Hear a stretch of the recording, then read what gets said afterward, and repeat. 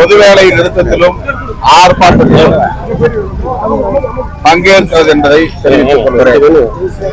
அமெரிக்க அரசோடு இந்திய அரசு மேற்கொண்டுள்ள வர்த்தக ஒப்பந்தம் இந்திய மக்களுக்கு விரோதமானது. குறிப்பாக விவசாய பெருங்குடி மக்கள் கடுமையாக பாதிக்கப்படும் நிலை ஏற்பட்டுள்ளது. அதனால் விவசாய சங்கங்களின் தலைவர்கள் வர்த்தகத்துறை அமைச்சர் பியூஷ் கோயல் அவர்களை பதவி விலக வேண்டும் என்று வலியுறுத்தி வருகின்றனர். அந்த கோரிக்கைக்கு விடுதலை சிறுத்தைகள் கட்சியும்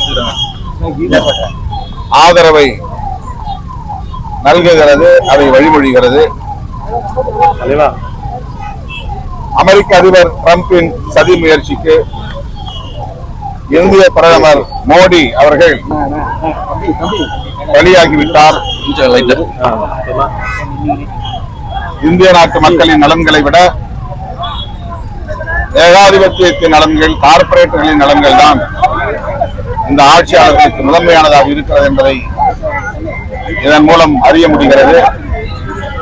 இந்த வர்த்தக ஒப்பந்தத்தை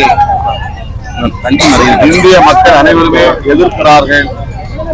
எனவே மோடி அவர்கள் இதனை பரிசீலிக்க வேண்டும் என்று விடுதலை சிறுத்தைகள் கட்சி வலியுறுத்துகிறது. இந்த கூட்டத்தில் பாமக வந்தா ஏத்துப்பீங்களா, அதுல நீட்டிப்பீங்களா? இது திரும்ப திரும்ப யூகமான ஒரு கேள்வி. பல முறை நான் பதிலளித்து விட்டேன். எங்களுக்கு தனிப்பட்ட முறையிலே எந்த ஒரு சமூகத்தின் மீதும் காழ்ப்புணர்ச்சி கிடையாது. பாமக ஏற்கனவே எடுத்த சோசியல் இன்ஜினியரிங் என்கிற நிலைப்பாட்டால் தான் நாங்கள் 2011ஆம் ஆண்டுக்கு பிறகு ஒரு வெளிப்படையாக அறிவிக்க வேண்டிய இருந்தது. அந்த முடிவைத்தான் நான் மறுபடியும் சொல்ல கடமைப்பட்டிருக்கிறேன். அதில் மேற்கொண்டு கருத்து சொல்வதற்கு எதுவும் இல்லை. சார், அதாவது தமிழ் வந்து பிச்சை எடுக்க கூட உதவாதுன்ற நிர்மலா சீதாராமன் கருத்துக்கு கமல்ஹாசன் தெரிவிச்ச கருத்து ஒரு சர்ச்சையா போயிட்டு இருக்கு. இதை பத்தி உங்களோட பார்வை எப்படி சார்? ஒட்டுமொத்த தமிழ்நாட்டு மக்களின் சார்பில் அண்ணன் கமல்ஹாசன் அவர்கள் சரியான பதிலடி கொடுத்திருக்கிறார். அது போதும் என்று நாங்கள் நம்புகிறோம். அவர் கொடுத்த பதிலடியை தாங்க முடியாமல் தான் பாஜகவினர் கதறுகிறார்கள். வாய்க்கு வந்ததை சொல்லி பிதற்றிக் கொண்டிருக்கிறார்கள்.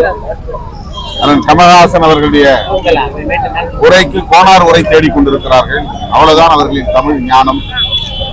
உரைநடையை கூட அவர்களால் புரிந்து கொள்ள முடியாத அளவுக்கு கோனார் உரையை தேடும் அளவுக்கு தமிழை பற்றிய எந்த புரிதலும் இல்லாமல் அவர்கள் இருக்கிறார்கள் என்பது இதிலிருந்து தெரிய வருகிறது. கூட்டணியில ஒற்றை இலக்கு, அதாவது ஏற்கனவே இருக்க சீட்டு பார்க்கலாம், இன்னும் கூடுதல் சீட்டு கேட்பீங்க. அது பேச்சுவார்த்தை. அதாவது புதுச்சேரி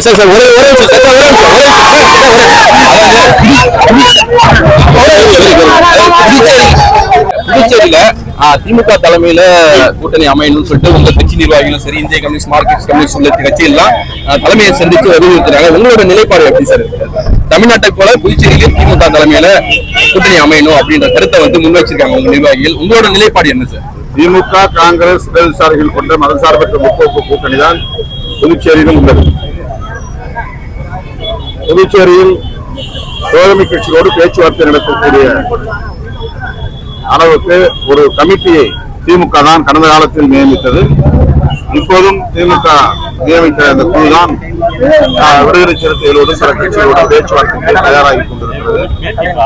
அந்த பேச்சுவார்த்தையில் நாங்கள் முடிவு செய்வோம். புதுச்சேரியில் யார் தலைமை வகிக்கிறார்கள் என்பது புதுச்சேரி சூழலை பொறுத்து அவர்கள் முடிவு செய்வது. ஆனால் எதுவாக இருந்தாலும் இது மதசார்பற்ற முற்போக்கு கூட்டணி தான். ஆகவே அதில் நாங்கள் இணக்கமான முடிவை மேற்கொள்வோம். திமுக தலைமையில்